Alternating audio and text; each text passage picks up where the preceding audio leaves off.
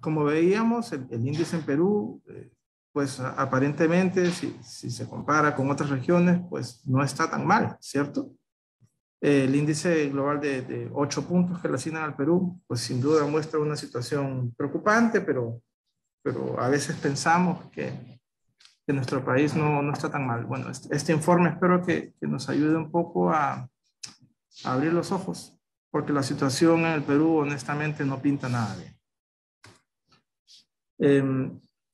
Mientras les dejo en pantalla el mapa de los índices del hambre, pues bueno, en amarillo están los departamentos con una situación grave. Me gustaría hacer una distinción metodológica. La distinción pasa porque el índice global se elabora pues utilizando información comparable entre todos los países que forman parte del estudio, y para esto utiliza las mismas 4 variables que estamos utilizando aquí en el país. Es el déficit calórico, desnutrición aguda, desnutrición crónica y mortalidad infantil. De estas 4 variables, en el Perú estamos utilizando para calcular el déficit calórico la información que proviene de la Encuesta Nacional de Hogares.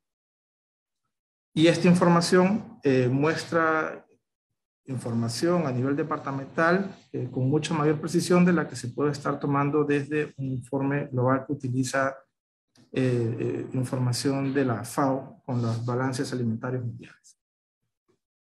Hecho esta salvedad, lo que encontramos en este informe del año con cifras relativas al año 2020 es que el índice para el Perú se sitúa en 17 puntos. ¿Ok?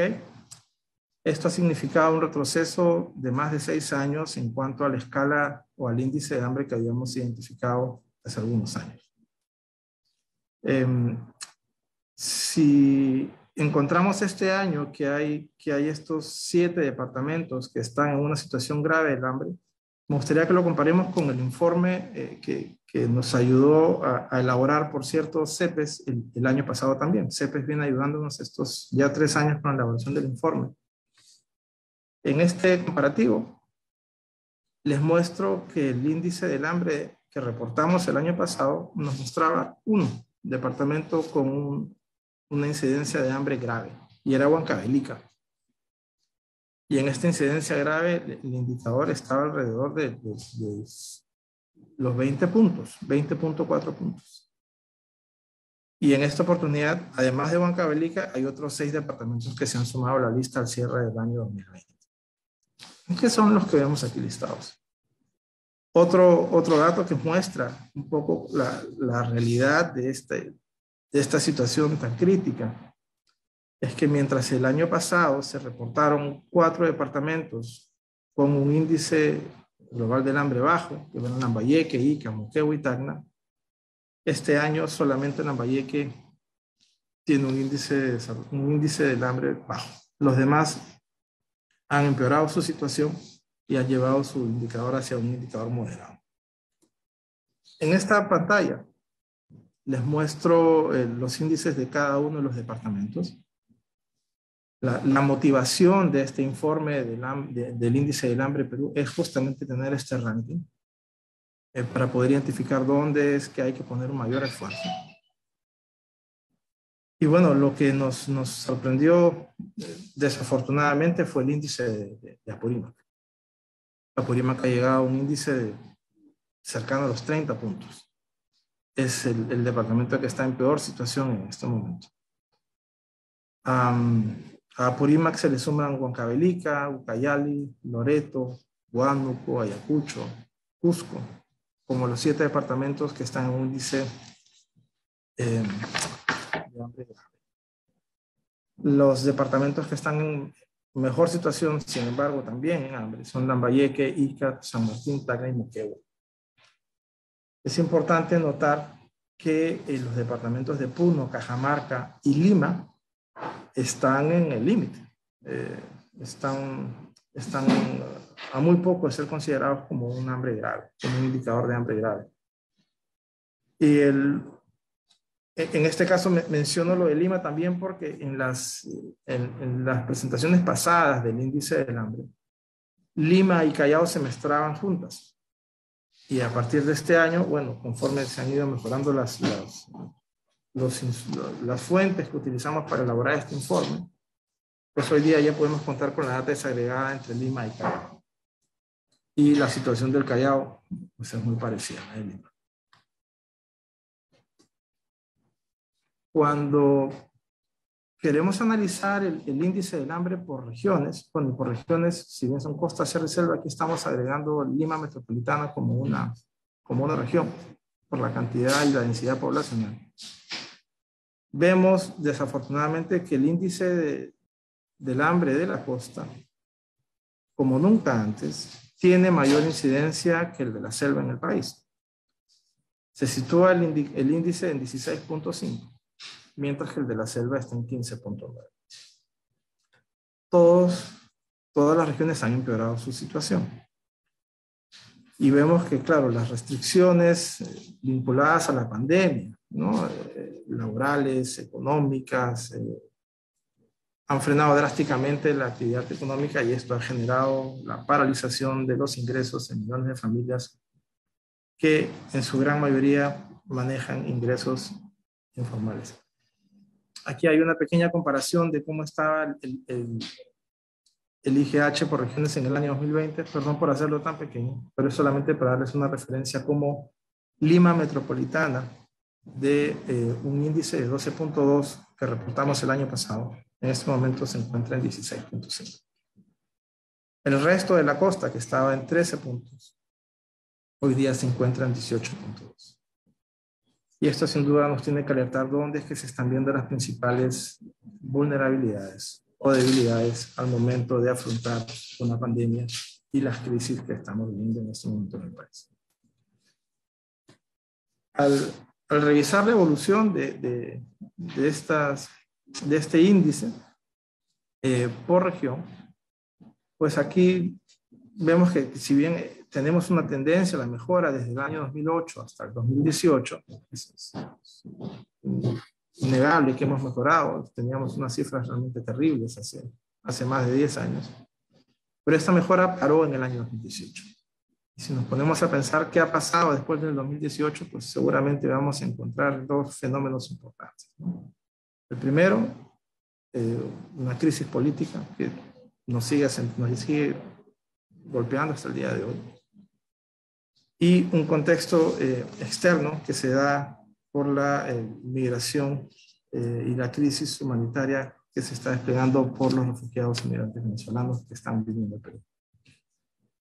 Pero desde entonces, las cifras no han logrado mejorar.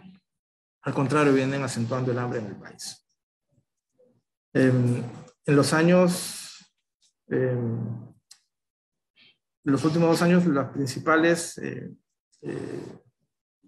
vulneraciones, digámoslo, se han dado en la costa y en Lima metropolitana. Las otras regiones también han empeorado, pero no tanto como las zonas urbanas. En este cuadro muestra un poco las diferencias entre los departamentos y la variación entre zonas urbanas y rurales. Primero, si nos enfocamos en el cuadro de la izquierda, la línea con estrellitas es la que hace referencia al índice del año 2020. Y bueno, aquí podemos ver que hay dos factores que saltan a la vista. El primero es que Pasco, el departamento de Pasco, es el único que ha logrado mejorar su situación en este año 2020. ¿No? Esto es interesante saber por qué. Honestamente no encontramos la razón por la que Pasco puede haber mejorado su situación. No es una región netamente agroexportadora, en fin, pero ha mejorado su situación. Y el otro dato que nos salta a la vista es que Lima metropolitana, tiene su peor cifra histórica desde el año 2008. Del año 2008 ni siquiera estaba cerca. Y en el año 2020 el índice del hambre muestra una situación realmente dura. Muy por encima que otros departamentos del país. Y al ver las brechas, cómo se va desplazando el índice del hambre entre zonas rurales y zonas urbanas, vemos que la brecha se ha reducido. Pero claro, no se ha reducido por un hecho positivo, se ha reducido por un hecho, de hecho negativo.